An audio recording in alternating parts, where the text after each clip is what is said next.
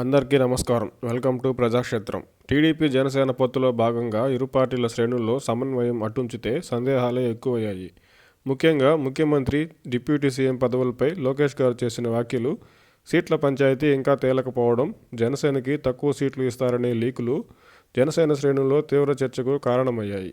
అంతటితో ఆగకుండా పవన్ కళ్యాణ్ గారిని, జనసేన పార్టీని టీడీపీ వారి అనుకూలులు తగ్గించే ప్రయత్నం చేస్తున్నారని జనసైనికులు మండిపడుతున్నారు.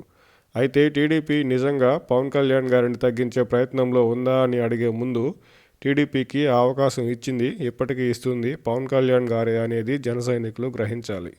ముఖ్యమంత్రి ఎవరనేది చంద్రబాబు గారు, నేను నిర్ణయం తీసుకుంటామని పలుమార్లు పవన్ కళ్యాణ్ గారు చెప్పిన దానికి విరుద్ధంగా చంద్రబాబు గారే ముఖ్యమంత్రి అని తడుముకోకుండా చెప్పిన లోకేష్ గారు మరో సందర్భంలో పవన్ కళ్యాణ్ గారికి డిప్యూటీ సీఎం ఇస్తారా అని అడిగితే అది తాను తీసుకునే నిర్ణయం కాదని Chandrababu garu, TDP politburo, Pawan Kalyan garu చర్చించి నిర్ణయం తీసుకుంటారని లోకేష్ గారు చెప్పడం తెలిసిందే కదా.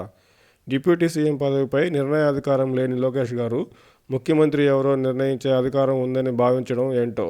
టీడీపీ జనసేన పొత్తు మధ్యలో టీడీపీ పోలిట్ బ్యూరో పాత్ర ఏమిటో తెలియదు. లోకేష్ గారి వ్యాఖ్యలపై హరిరామ జోగయ్య గారు రాసిన లేఖకు పవన్ కళ్యాణ్ గారు హరిరామ జోగయ్య గారికి వివరణ ఇచ్చినట్టు, ఇంకా ముఖ్యమంత్రిపై ఎలాంటి నిర్ణయం జరగలేదని చెప్పినట్టుగా తెలుస్తుంది.